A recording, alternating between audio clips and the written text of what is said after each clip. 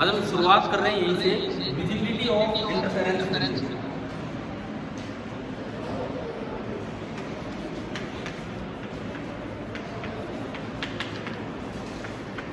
Symbol इसको V दे दिया जाता है। विजिबिलिटी का मतलब क्या होता है, जैसे स्क्रीन पे कहीं पे मैक्सिमम बनेगा और कहीं मिनिमम बनेगा, ठीक है। स्क्रीन पे सपोज यहाँ मैक्सिमम इंटेंसिटी और इसको हमने बोला आई मैक्सिमम, और ऊपर कहीं मिनिमम इंटेंसिटी, इसको मैंने बोल दिया आई मिनिमम, ठीक है। अगर मुझे इस इंटरफेरेंस पैटर्न का विजिबिलिटी टर्म डिफाइन करनी हो तो विजिबिलिटी का मतलब होता है, यार आप तो आंसर दे रहे हो, अभी मेरे को नहीं बताए, हो चुका, फिर दोबारा क्यों बता रहे? I max minus I minimum upon I max plus I minimum, ठीक है। आज वाले जो सेशन में जो डिस्कस होगा उसमें ये भी एक क्वेश्चन है जिसमें विजिबिलिटी आपको फाइंड करनी है, ठीक है। अब आई मैक्स और आई मिनिमम ये तो निकालना जानते हो आप इंटरफेरेंस में। फॉर एग्जांपल, अच्छा चलो ये हो चुका, तो बताओ विजिबिलिटी की रेंज कहां से कहां तक होती है? 0 से 1। 1 कब होती है विजिबिलिटी? 1 विजिबिलिटी कब होती है? बताओ आप, कब होती है 1 विजिबिलिटी और 0 विजिबिलिटी कब होती है? मैं पढ़ा चुका ये और इसीलिए आपसे पूछने लगा, 1 विजिबिलिटी कब होगी और 0 कब होगी, इसका जवाब दीजिए।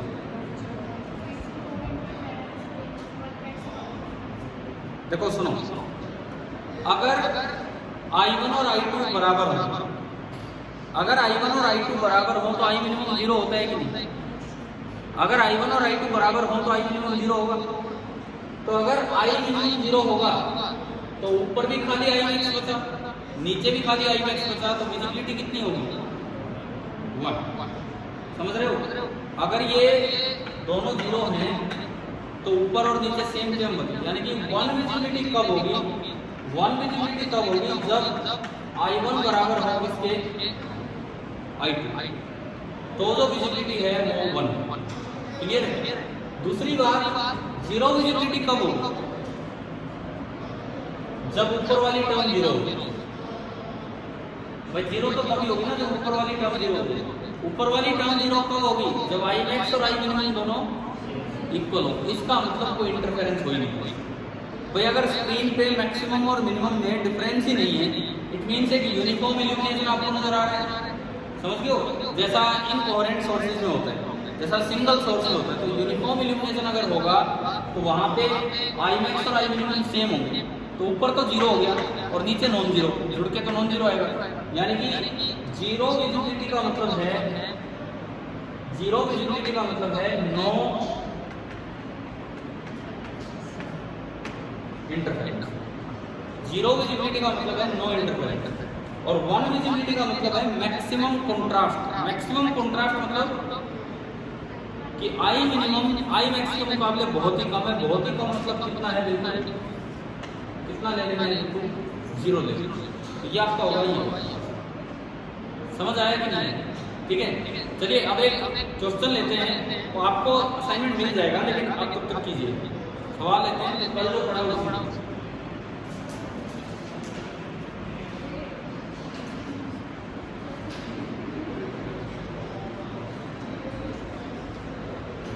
आप एक बार लिख लीजिए, आपको मिल जाएगा। क्वेश्चन लिखने को लिख लीजिए। विजिबिलिटी तो क्लियर है, पहले लिखा हुआ है, नोट कर रहे हो। ओके, देखिए सवाल है कि thin paper of thickness 0.02 millimeter mm, thin paper of thickness 0.02 mm, bracket में लिख दो n बराबर 1.45, रिफ्रैक्टिव इंडेक्स n बराबर 1.45, या ब्रैकेट में लिख दीजिए। इस पेस्टेड, पेस्ट मतलब चिपका दिया, इस pasted on one of the slits, is pasted on one of the slits,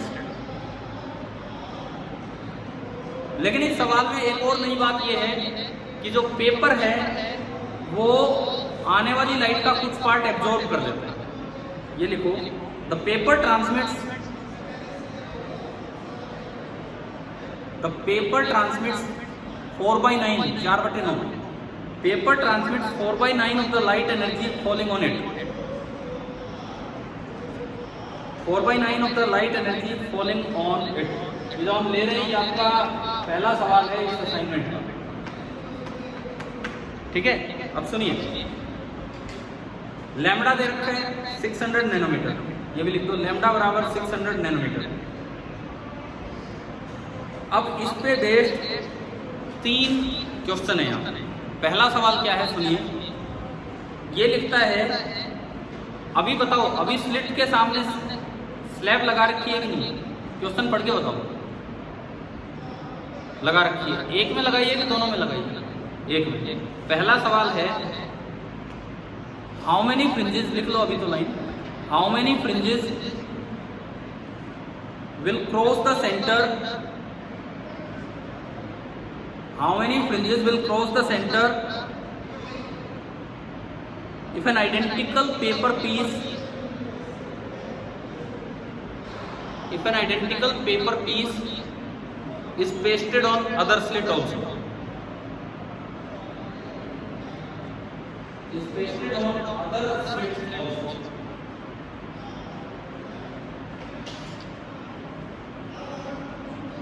बढ़िए, एक बार क्या आपको बनता है क्या सवाल से देखते हैं।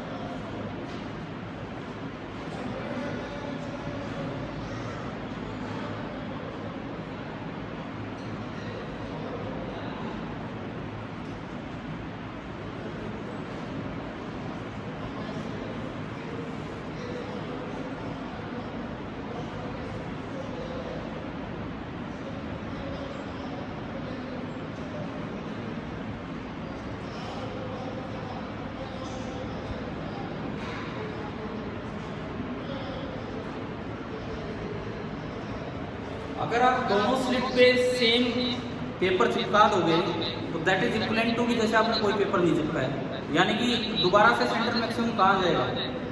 सेंटर पे आ जाएगा, और फिलहाल कहीं और होगा। तो अगर मान लो वो कोई सपोज फिलहाल वो वहाँ जहाँ in the absence of paper 10वां होना था, फिलहाल वो वहाँ जहाँ 10वां मैक्सिमम होना था, एमएथ बोला था हमने, एमएथ, और दोनों चिपकाते ही वो सेंटर पे आ जाएगा। इसका मतलब 10 मैक्सिमम क्रॉस करके चलेगा, क्योंकि ये सारे शिफ्ट होते हैं एक साथ। देखिए एक बार सुनिए इसका मतलब क्या है। अगर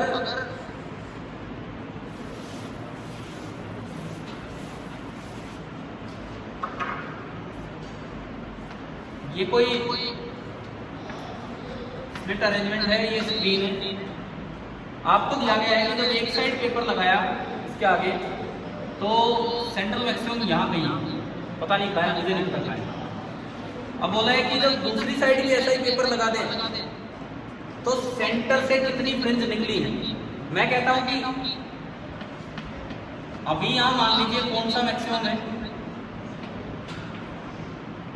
सेंट्रल मैक्सिमम, तो मैंने माना कि यहां है कौन सा मैक्सिमम, mth ऑर्डर मैक्सिमम, भाई वो सेंटर है तो कुछ ऊपर नीचे बनेंगे। जैसे आप दूसरी स्लिट यहाँ लगाओगे ये सेंटर वाला कहाँ शिफ्ट हो जाएगा, बीच में आ जाएगा, क्योंकि दोनों लगाने का तो मतलब है कोई भी नहीं लगाया जैसे आपने आइडेंटिकल स्लिट, तो ये m मैक्सिमम आगे निकल गए होंगे। तो सेंटर से कितने मैक्सिमम क्रॉस होके निकले, ये पूछने का मतलब ही वो है कि फिलहाल सेंट्रल मैक्सिमम कहाँ है, किसकी लोकेशन पे। कीजिए तो सोचिए क्या है, कैसे क्लासेस के हिसाब से।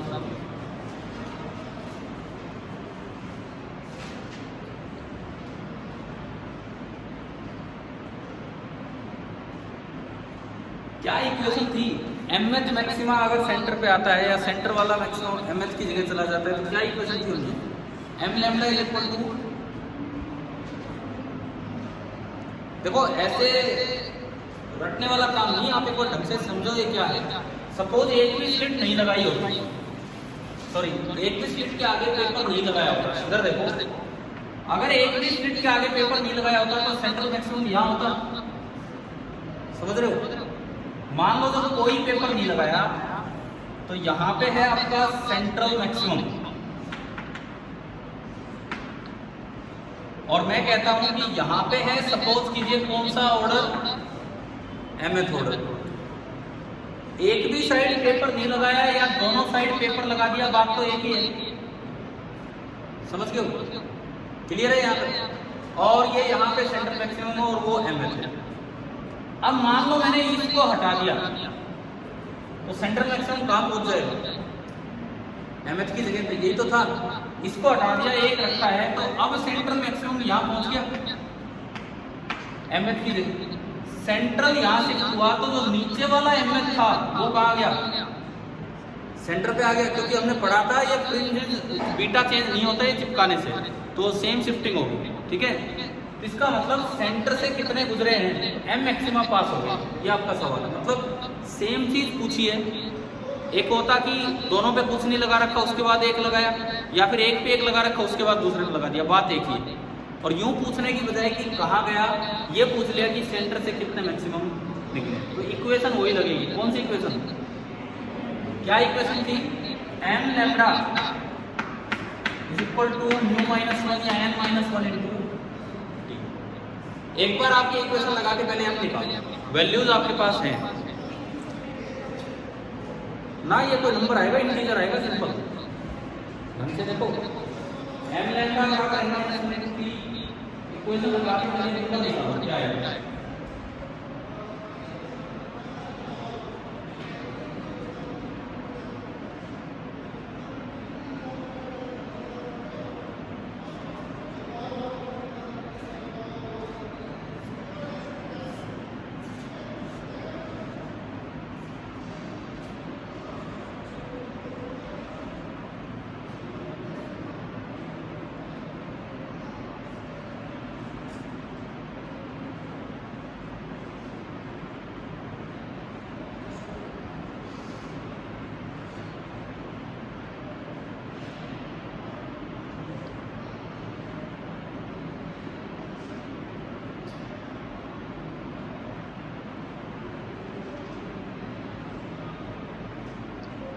जस्ट आपको m निकालना है, कितना नंबर आ रहा है, क्या आ रहा है?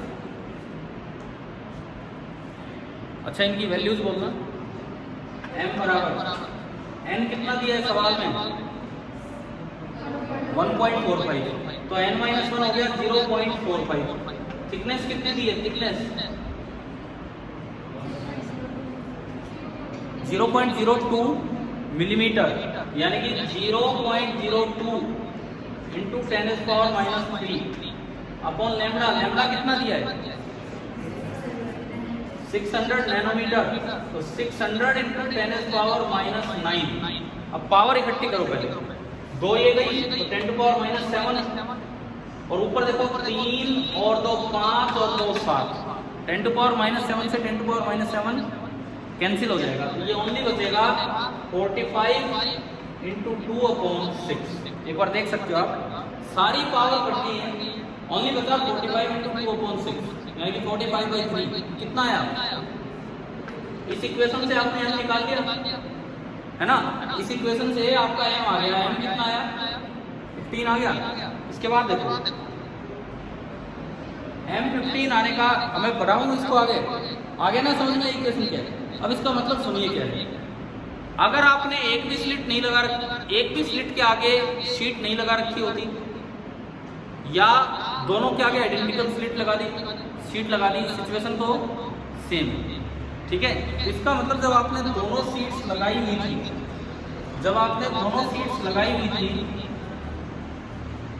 ये और ये आइडेंटिकल शीट्स, तो सेंट्रल मैक्सिमम वहां पहुंच बैठा है जहां पे इन द एब्सेंस ऑफ शीट कौन सा मैक्सिमम होना था? 15th maximum. ये मतलब इसका समझ आ रहा है? अगर आपने दोनों शीट लगाई है तो अब सेंट्रल मैक्सिमम वहां गया जहां पहले कौन सा मैक्सिमम था, 15। समझ गए हो? यानी कि 15 मैक्सिमम शिफ्ट हो गए, तो यानी कि सेंटर से कितने मैक्सिमम निकल गए। और यहाँ जो सेंटर से नीचे वाला 15 था वो यहाँ पे आके बैठ गया है। तो ये आपसे पूछा था कि कितनी फ्रिंजेस क्रॉस करके गई है सेंटर से, तो 15 फ्रिंजेस क्रॉस करके। सवाल आया कि नहीं आया? अच्छा, सेम क्वेश्चन यूं आ सकता था, बिल्कुल सेम सवाल कि एक पे भी स्लिट नहीं लगाई थी। अब अगर एक भी स्लिट पे शीट नहीं लगाई थी, अब अगर मैं एक पे शीट लगाता हूं तो बताओ कितने फ्रिंजेस सेंटर से क्रॉस होकर निकलेंगे, बताओ। इसमें तो क्या किया हमने, दूसरे पे भी लगाया बाद में। सवाल यूं भी आ सकता था कि एक पे भी शीट नहीं लगा रखी थी, तब तो नॉर्मल था सब कुछ। अब एक पे शीट लगा दी तो बताओ कितने फ्रिंजेस सेंटर से होकर निकलेंगे। सेम ही तो आंसर होता, सेम ही आंसर होता 15। भाई देखो फिर से सुनो, आपने एक शीट चिपकाई हुई थी और अब बोला कि दूसरी शीट और चिपका दी, तो बताओ सेंटर से कितने मैक्सिमम निकले। तो अब जो सेंटर मैक्सिमम यहाँ 15वें के स्थान पे था वो वापस कहाँ गया, 0 पे आ गया। देखो ये है, यहाँ सेंट्रल मैक्सिमम हमने निकाल लिया कि सेंट्रल मैक्सिमम 15 की पोजीशन लेके बैठे। अगर एक और शीट यहाँ लगा देते तो सेंटर मैक्सिमम को वापस कहाँ आना पड़ता, बीच में, तो 15 मैक्सिमम की शिफ्टिंग हो जाती, यानी कि सेंटर को क्रॉस करके कितनी फ्रिंजेस निकली, 50। ये तो ये वाला सवाल। दूसरा सवाल ये होता कि अगर एक भी शीट ना लगाई होती तो सेंट्रल मैक्सिमम कहाँ होता, बीच में होता। अब एक पे शीट लगा दी तो सेंटर मैक्सिमम हमने पता किया कहाँ शिफ्ट होने, 15। तो सेंटर से कितनी फ्रिंजेस क्रॉस करके निकली ऊपर की तरफ, 15। पिछली बार ऊपर, इस बार नीचे। समझ में आ रहा है क्वेश्चन? ये तो अभी एक पार्ट लिखा है ना उसका, क्लियर है। दूसरे पार्ट का जवाब दो, क्योंकि इसमें एक और बात बोली गई है कि शीट कुछ पार्ट एनर्जी का एब्जॉर्ब कर लेती, कुछ ट्रांसमिट करती है। तो जिसके आगे शीट लगाई वो कितने पार्ट ट्रांसमिट करती है, 4/9। मान लो कि एक की इंटेंसिटी आई नॉट, दूसरे की भी आई नॉट, लेकिन जब शीट में से निकलेगी तो कितनी होगी, 4/9 आई नॉट। ठीक है। दूसरा सवाल, second part,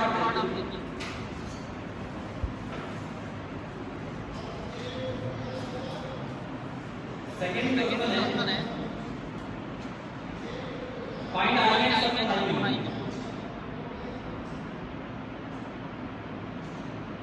Find Imax upon I if only one sheet is left. If only one sheet is left.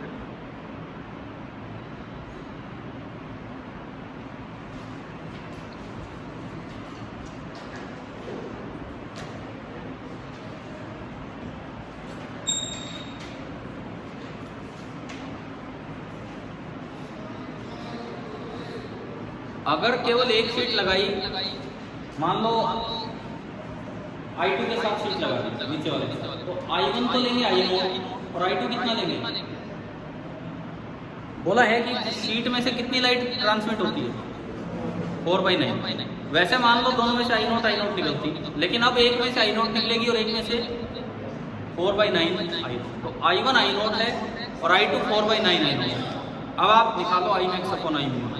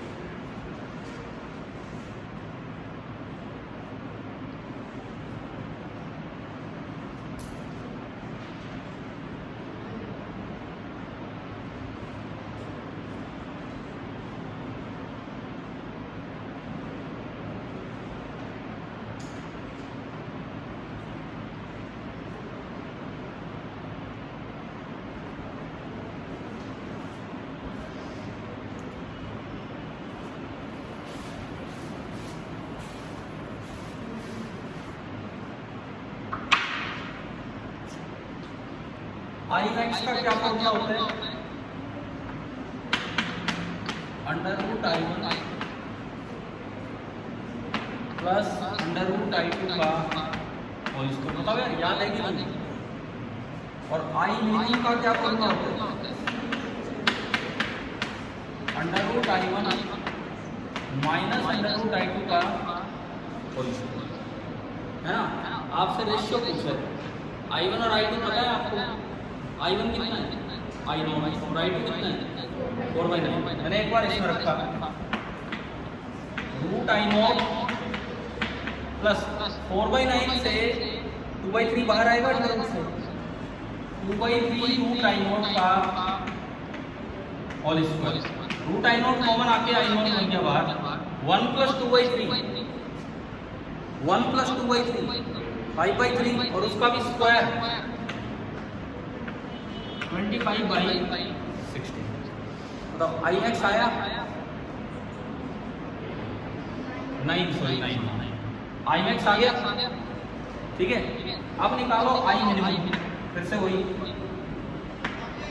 I1 root I0 minus 4/9 put करेंगे तो रूट से बाहर आएगा 2/3 रूट I0 का स्क्वायर। रूट I0 कॉमन आके बना I0, 1 माइनस 2/3 कितना होता है?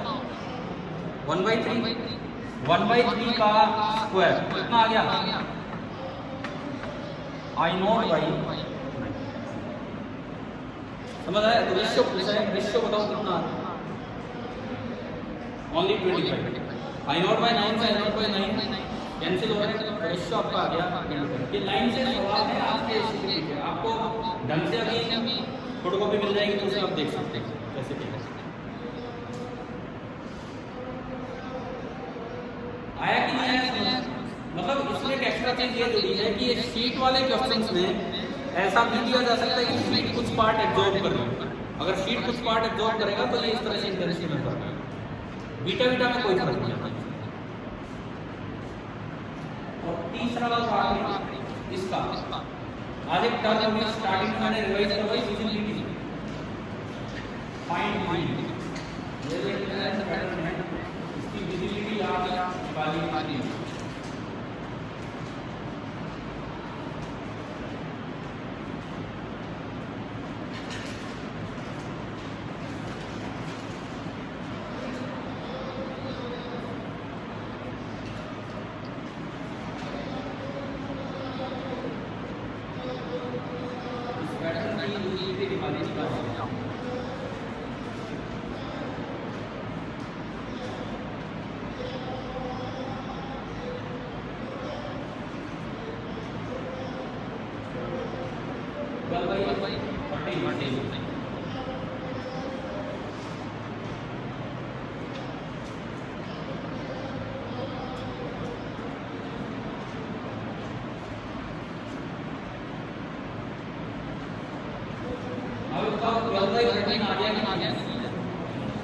क्लियर है ना?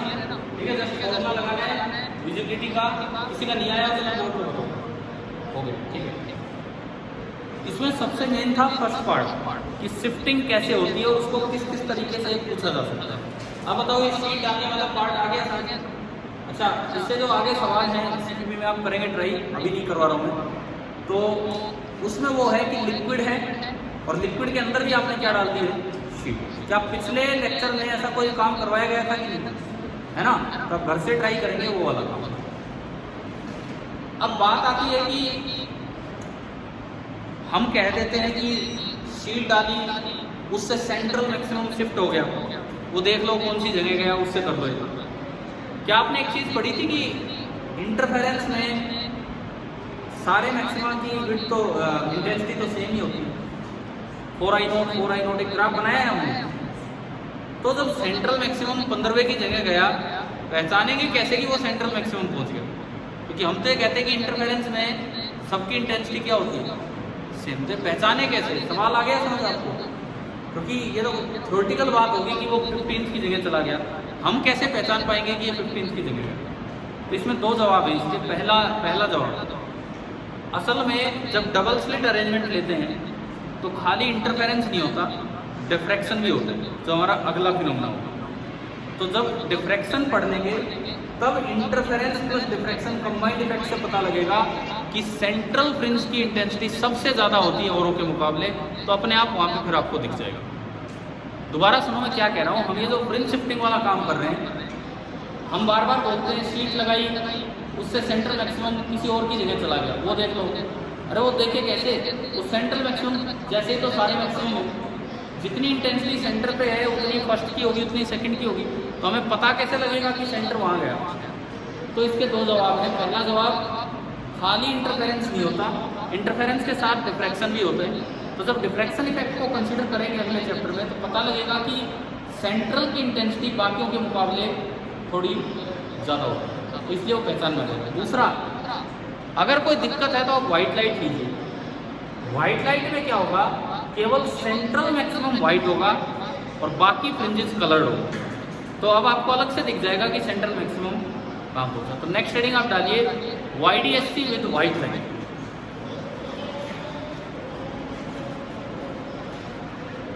YDSC विद वाइट लाइट, ये आपके अपडेट है।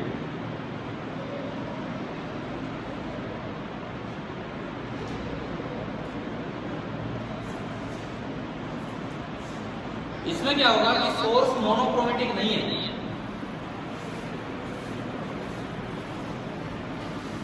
जो आपका सोर्स है वो पॉलीक्रोमेटिक है। देखो ये मेन सोर्स,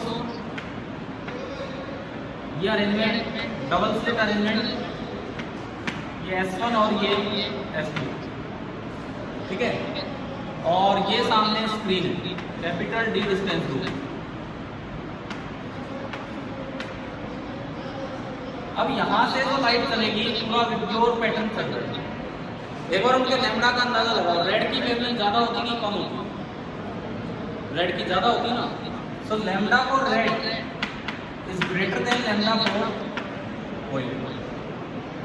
बीटा का फॉर्मूला होता है lambda upon small D into capital D. अब कैपिटल डी और स्मॉल डी तो सभी कलर्स के लिए सेम है, लेकिन लैम्डा तो अलग अलग है। बीटा किसका ज़्यादा होगा? तो रेड कलर का बीटा ज़्यादा होगा या वायलेट का? रेड का बीटा ज़्यादा होगा। अगर आपको ये चीज़ समझ आ रही है तो यहाँ से आप लिख सकते हो कि beta for red this will be greater than beta fringe width for violet. अब इसमें क्या होगा? देखो सारे कलर्स के सेंट्रल मैक्सिमम तो यही होंगे, क्योंकि इस जगह, क्योंकि स्क्रीन के सेंटर पे जितना पाथ ये है उतना ही पाथ ये है, तो सभी कलर्स के लिए यहाँ पाथ डिफरेंस कितना है? 0। इसका मतलब सारे कलर्स का सेंट्रल मैक्सिमम तो ये होगा, और सेंट्रल मैक्सिमम क्योंकि सारे कलर यही आ गए तो कैसा कलर बन जाएगा? ये वाइट, ठीक है। लेकिन क्या फर्स्ट ऑर्डर मैक्सिमम सबके बराबर दूरी पे होंगे या अलग अलग डिस्टेंस? सेंटर से फर्स्ट ऑर्डर मैक्सिमम बराबर दूरी पे होंगे, अलग अलग? अलग अलग। बीटा पे डिपेंड करेंगे। बीटा किसका ज्यादा है, रेड का वायलेट का? रेड। मैंने कभी पहले बताया वायलेट की बजाय हम ब्लू कलर से कंपेयर करते हैं। अक्सर ब्लू और रेड को कंपेयर करते हैं, तो चलो उनको करते हैं। मान लो मैं कहूँ बीटा ब्लू, ठीक है, यहाँ मैं लैम्डा ब्लू लिखता हूँ, ब्लू से मैं कंपेयर कर रहा हूँ।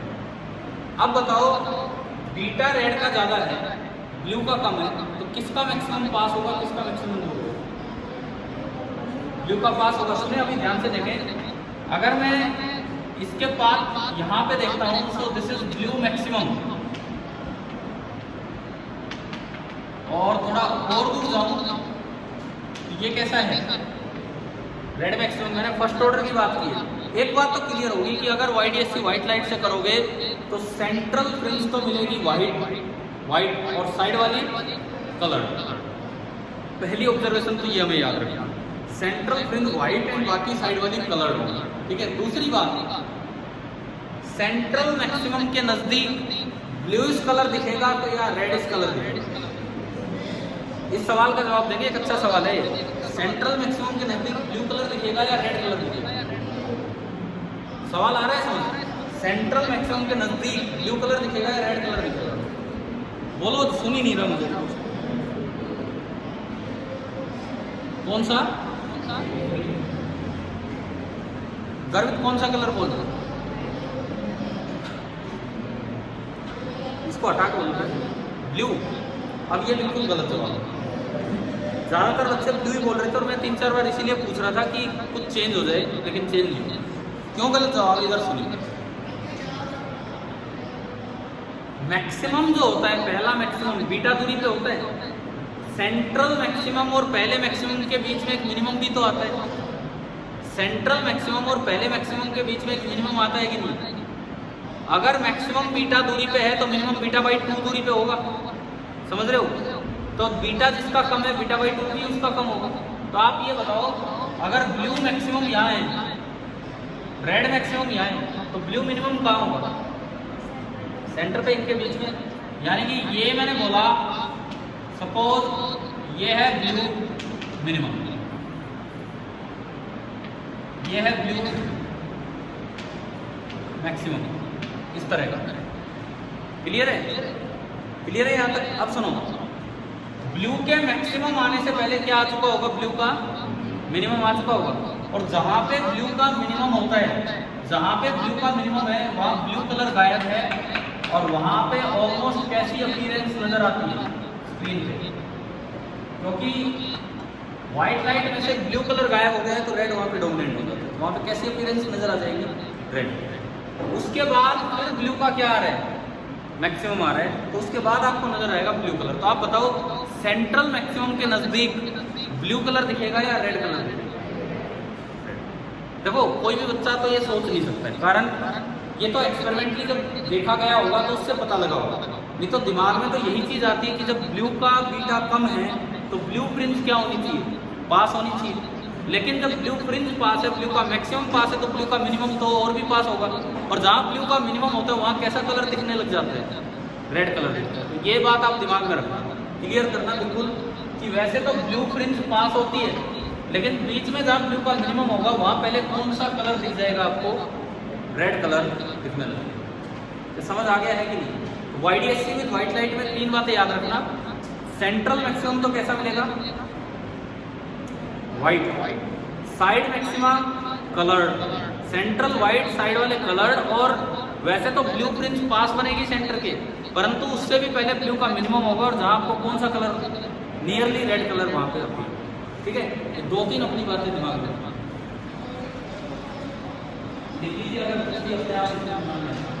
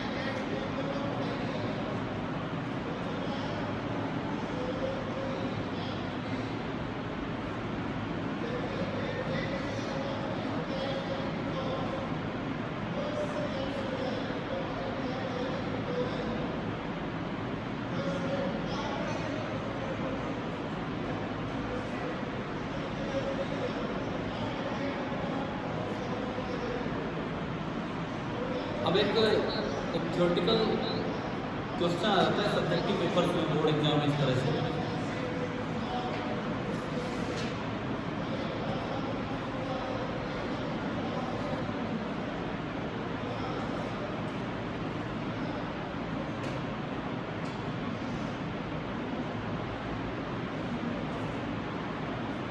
इसके बाद हो गया, नोट हो गया?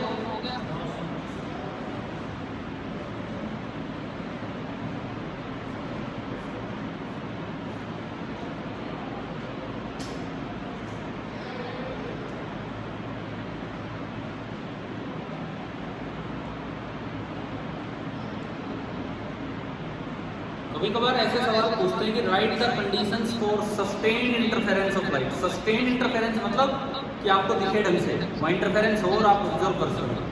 तो ये थ्योरेटिकल क्वेश्चन बन के आ जाता है पेपर में। तो आप हेडिंग ये डालिए इसके बाद, conditions for conditions for sustained interference of light. Conditions for sustained interference of light.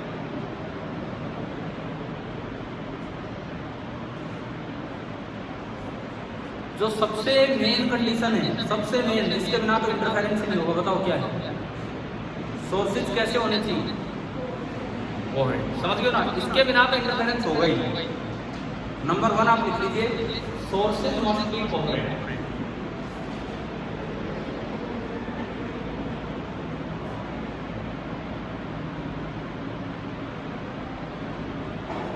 दूसरी बात, ये जो दो सोर्स आपने बनाए हैं, ये स्ट्रॉन्ग हो और बैकग्राउंड में कोई ऐसी चमकीली चीज ना हो, पता लगे वो भी सोर्स का काम है। ठीक है, तो दूसरा आप लिखिए, sources must be strong, sources must be strong with least background, sources must be strong with least background.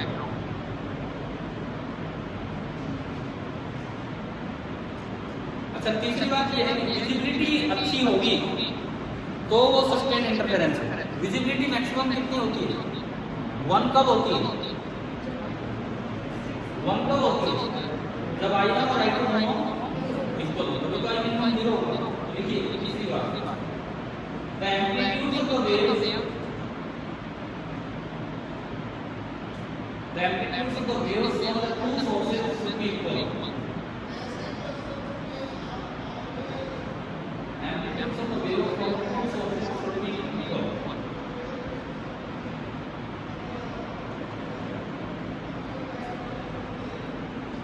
अच्छा, अभी मैंने व्हाइट लाइट यूज की, इसमें इतनी ढंग से नहीं दिखता, बिकॉज एक सेंट्रल मैक्सिमम व्हाइट दिखेगा, बाकी कलर्ड है। कलर्ड में कंफ्यूजन हो जाता है, कहीं एक का मैक्सिमम। अब देखो आपको कौन सा कलर है? रेड। आप सोचेंगे रेड का मैक्सिमम है, रेड का मैक्सिमम थोड़ी है, वो तो क्या है, ब्लू का मिनिमम है। वो तो बाई चांस हमें रेड नजर आता है, असल में तो ब्लू का मैक्सिमम पास है। तो ये कंफ्यूजन ना हो, इसलिए आप पॉलीक्रोमैटिक सोर्स मत लीजिए, मतलब कई वेवलेंथ पर सोर्स कैसा हो, मोनो। तो ये आप नेक्स्ट पॉइंट आप समझ लीजिए, the sources should be monochromatic.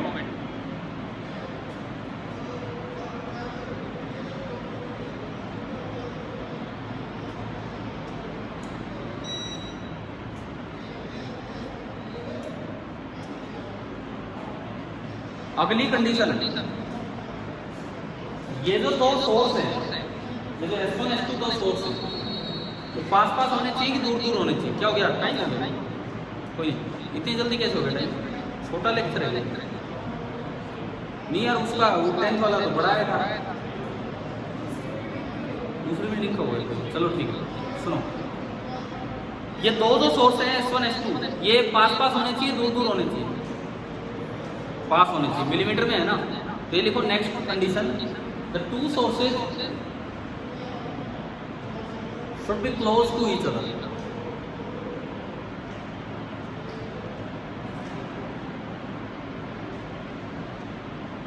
The two sources should be close to each other. अगली बात, अरे बहुत भी क्लोज नहीं होने चाहिए। एक दिन पहले बताया था मैंने शायद, एक दिन शायद मुझे याद आता है मैंने बताया हो कि अगर टी बहुत बड़ा है तो क्या होगा, बहुत छोटा है तो क्या होगा। कभी तो बोला दो मैक्सिमम इतने पास पास आ जाएंगे कि मिनिमम ढक जाएगा, कभी बोला एक ही फ्रिंज पूरी स्क्रीन को कवर कर देगी, तो करवाया नहीं होने। ठीक है, तो शुड बी क्लोज तो ठीक है, लेकिन इतना भी पास नहीं कि वो दूसरी दिक्कत हो रही। चलो छोड़ो उसको। अब आता है एक और पॉइंट, जो आपका ये तो ठीक है, आप स्लिट होल ले लेते हो, पर जो मेन सोर्स है S1 S2 के पीछे कौन है? S है ना, वो बड़ा नहीं होना चाहिए, वो नैरो होना चाहिए। ये लिखो, the main source S, the main source S should be narrow. The main source S should be narrow. अब इस पे आओ, ये जो लास्ट बात आपने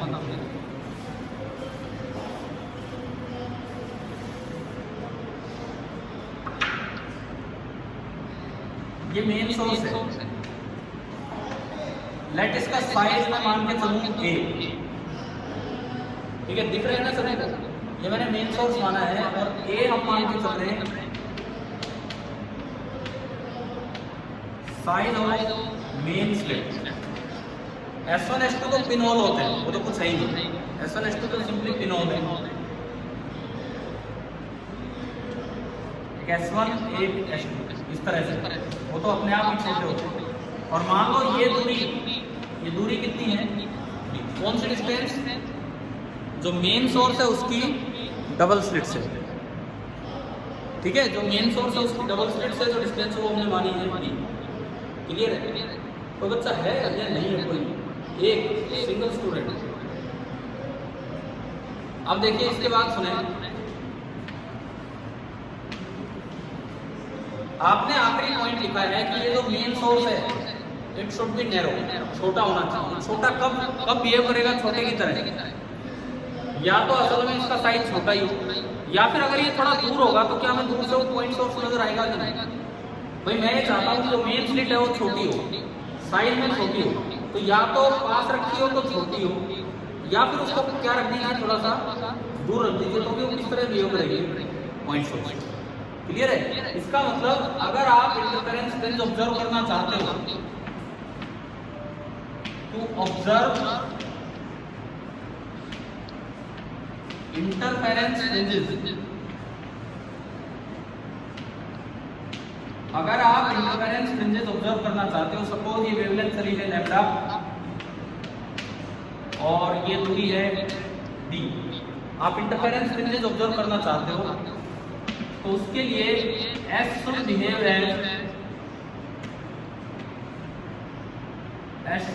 एज पॉइंट सोर्स। इसका मतलब है पॉइंट सोर्स कब दिखेगा, इसका खुद का साइज कम हो और बी डिस्टेंस ज्यादा हो। भाई जितनी पास रखोगे उतना वो बड़ा सोर्स नजर आएगा। तो मुझे अगर ये पॉइंट सोर्स बनाना है तो एक इसको दूर रखिए और एक इसका साइज क्या कीजिए, छोटा कीजिए। यानी कि ए तो करना है स्मॉल एंड बी को क्या करना है large. It means A by B small रखना है कि लार्ज रखना है, ए बाई बी।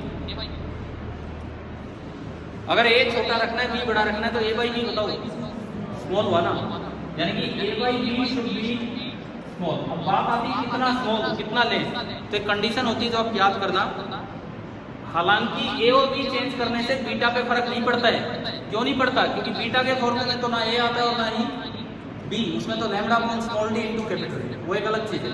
लेकिन अगर ये स्मॉल नहीं हुआ तो फ्रिंजेस आप पहचान नहीं पाओगे, ठीक है?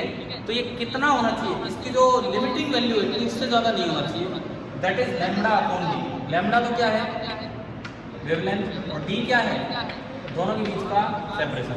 ये बात आप याद रखेंगे कि a by b should be less than small होना चाहिए, लेकिन कितना स्मॉल होना चाहिए वो मैं आपको बता रहा हूँ। A by b should be less than lambda by d so that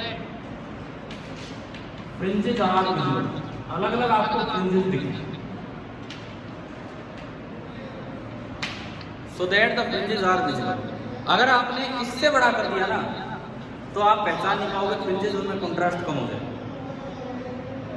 तो सस्टेन्ड इंटरफेरेंस की 4-5 कंडीशन समझ आ गई है, ठीक है?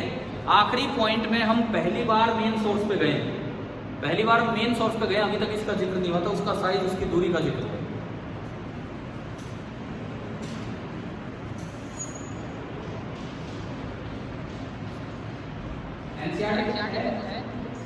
है एक सोल एग्जाम्पल था तो एक दिन पहले करने के लिए दिया।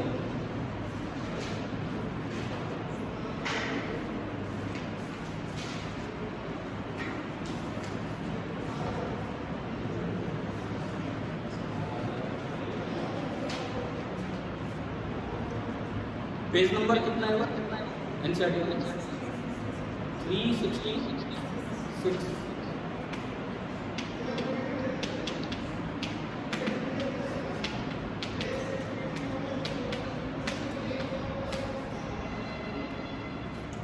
बुक है उधर बॉयज के पास, किसी के भी पास।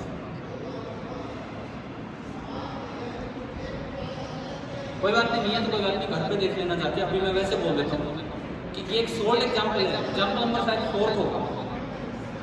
हम एग्जाम्पल 10.4 की बात कर रहे हैं।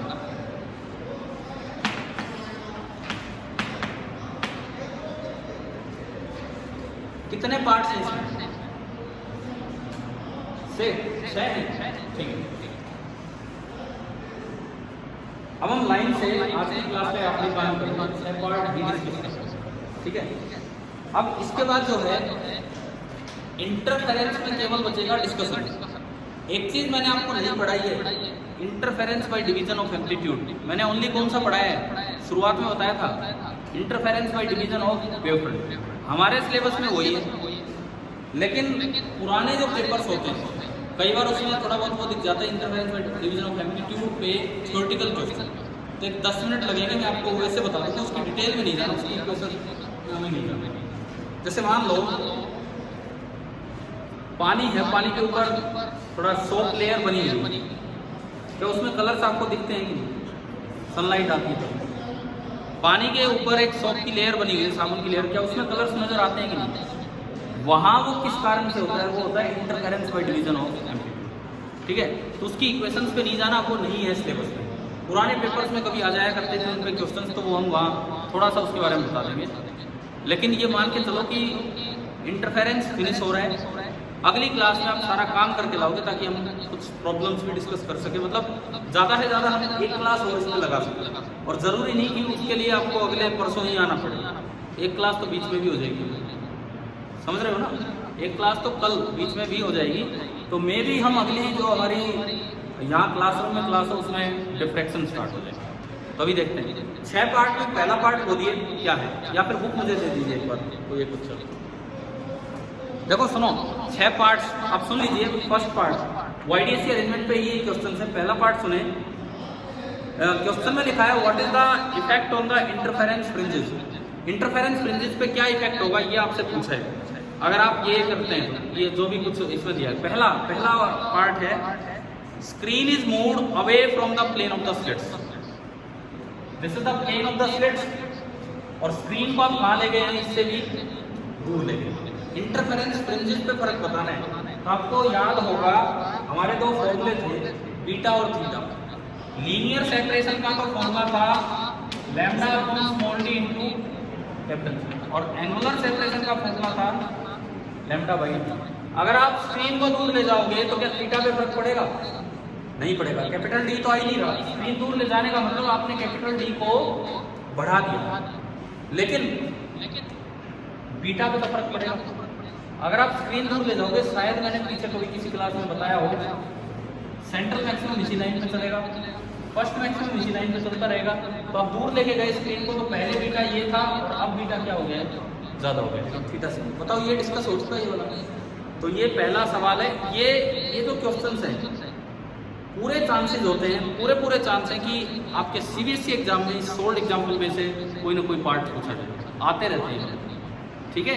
पहला हो गया, और ऑब्जेक्टिव तो बनाने को कभी कोई बना ही सकता है। फर्स्ट आ गया समझ। सेकंड सुनो, monochromatic source is replaced by another monochromatic source of shorter wavelength. इस बार ना डी चेंज किया ना बड़ा डी, कोई सी भी डी चेंज नहीं की, ना कोई सी भी डी की वैल्यू चेंज नहीं की, है ना। लैम्डा चेंज कर दिया, लैम्डा क्या कर दिया? छोटा कर दिया। तो बताओ बीटा थीटा क्या फर्क पड़ेगा? लैम्डा कम तो बीटा कम, लैम्डा कम तो थीटा कम। मतलब सब कुछ यही है, लेकिन ये थोड़ा पास हो गया। तो पास हो गया तो थीटा भी कम हो गया, फर्स्ट मैक्सिमम थोड़ा नीचे आ गया, सेंट्रल वही, बीटा भी कम हो गया ये देखो, और थीटा भी कम हो गया। क्या बोर्ड एग्जाम में अगर आते हैं तो लिख पाओगे ना इनके जवाब?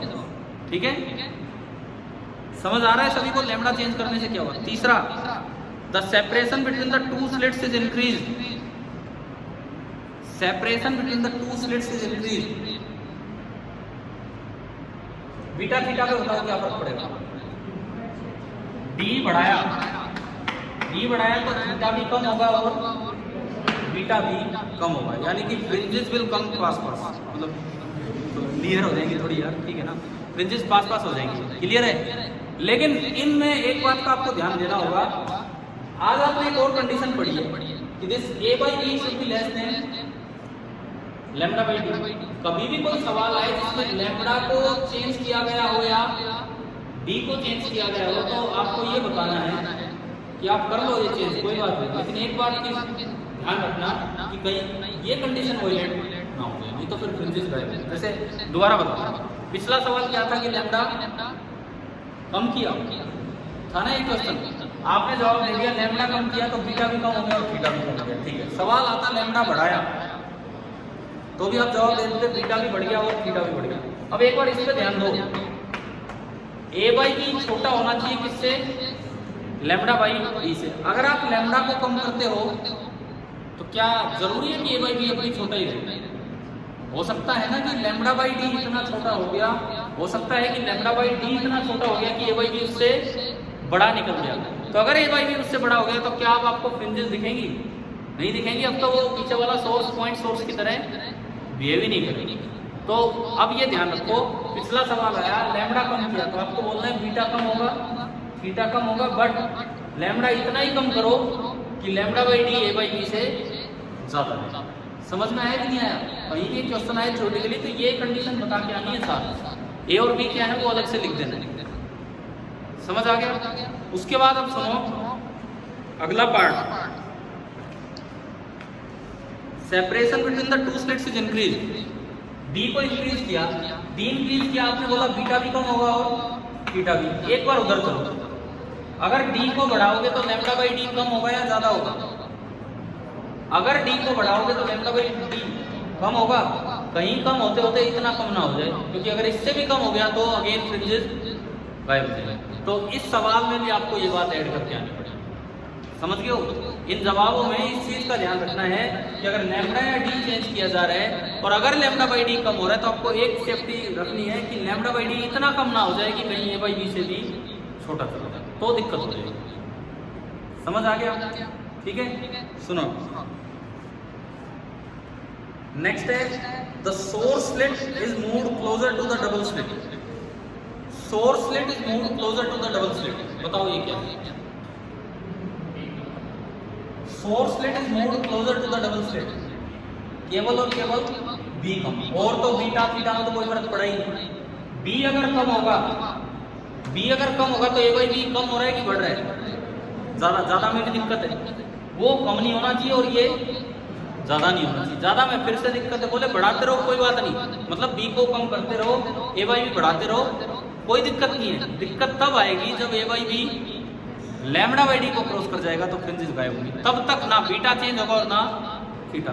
हाँ, उनमें अंतर कम होता चलेगा, कंट्रास्ट आप नहीं पता लगा पाएंगे। समझ में आ रहा है कि नहीं? ठीक है, देखो सस्टेन इंटरफेरेंस में जो कंडीशन बताई आधा एग्जाम्पल तो उस पर बेस्ड, इसीलिए मैंने आज तक ये डिस्कस नहीं किया था, आपको बोल रखा था भी ये करके रखो, ठीक है ना।